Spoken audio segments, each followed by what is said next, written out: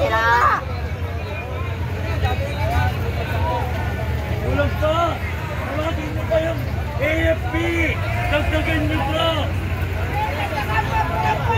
Tawag kayo ng Air Force! AFP! Protect the magnanakaw!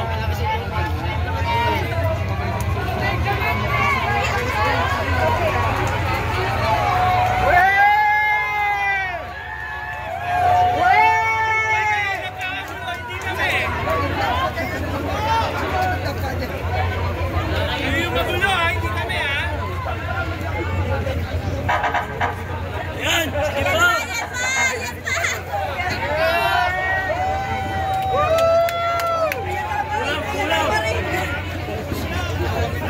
Kulang pa yung kartis sa lupad! Nakaya naman! Kulang pa! Out ng mga galit at frustration namin! AFP! Tawag! Tawag po kayo! Hindi pa kami pwedeng maglabas ng kabayang ito! Tama! Tama! Lalot, asa kayo? Kami, alam namin na kami na sa'yo. Andito kami sa At alam nyo kakampi nyo kami kasi mga simpleng mamamayan lang tayo lahat. Binigyan namin kasi ng pamilya, pinapasweldo namin kayo para gawin ang trabaho nyo. At yun ay protektahan ang mga Pilipino. Saan kayo na, Marshall? Kami ang mga boss nyo. Alam nyo, sumasaludo kami sa inyo kapag tama ang ginagawa nyo. During the time of PRRD, lagi kami nagpapasalamat sa inyo. Willing kami na taasan yung mga sweldo nyo.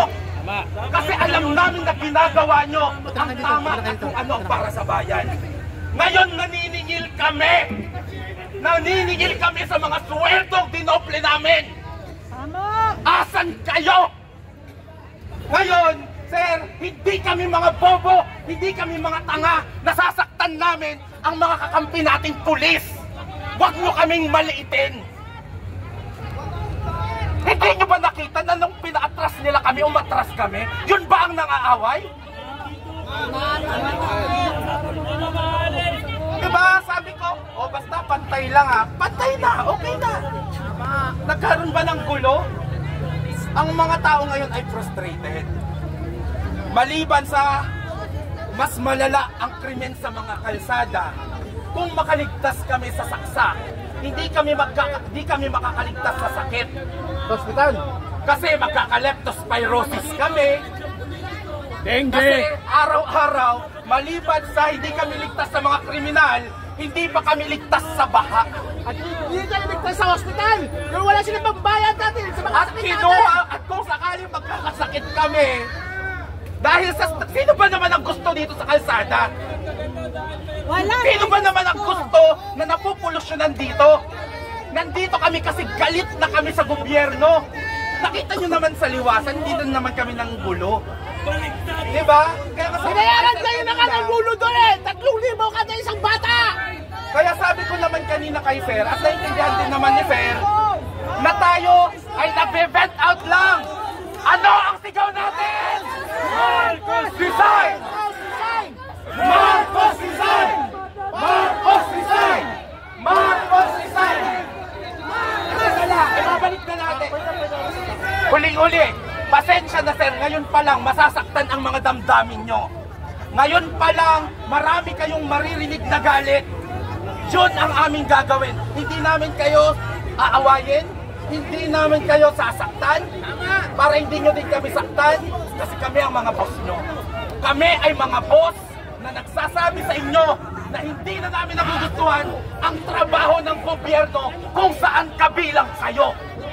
Kami ay mga boss nyo na nagagalit na sa inyo dahil hindi na namin gusto ang kakulangan nyo ng aksyon sa mga nangyayaring ito. Pero again, hayaan nyo kaming maglabas ng aming saloobin. Yun lang.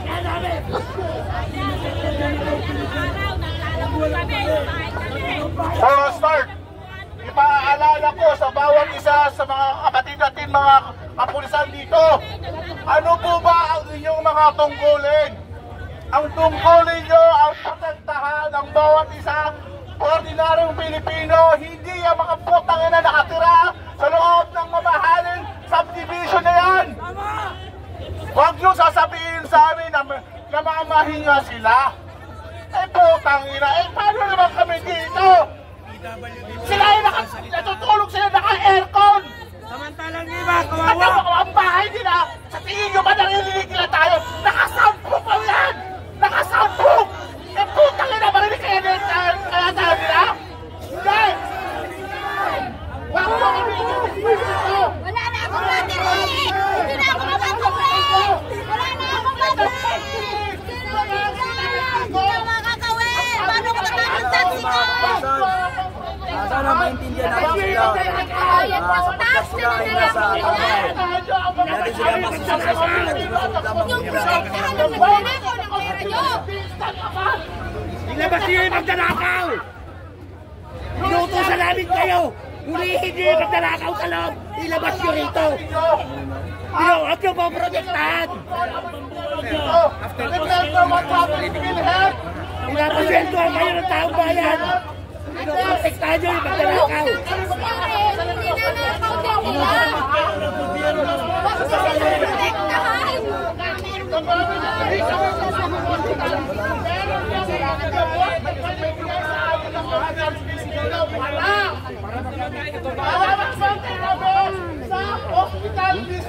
May lobat na rin ako eh. Lobat na rin ako eh. Kung saan dapat ang hospital ng gobyerno ang magliligtas sa buhay ng bawat isang hospital ng Pilipino.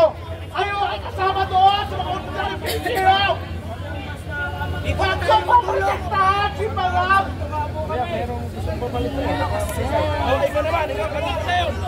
Sir! Sir! Sila, gusto. Asan na si Sir? Ayan na! Sir, dito na! To. Lalagyan na ako. Ayan na! Ayan na! Ilabas mo yan para masuwasan ang galit mo.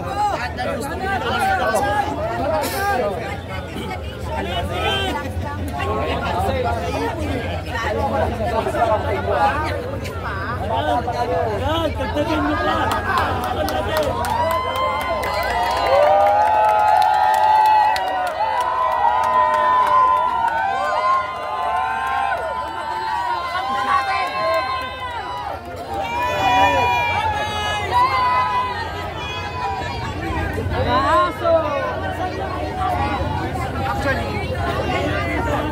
Kita nyo, after ay...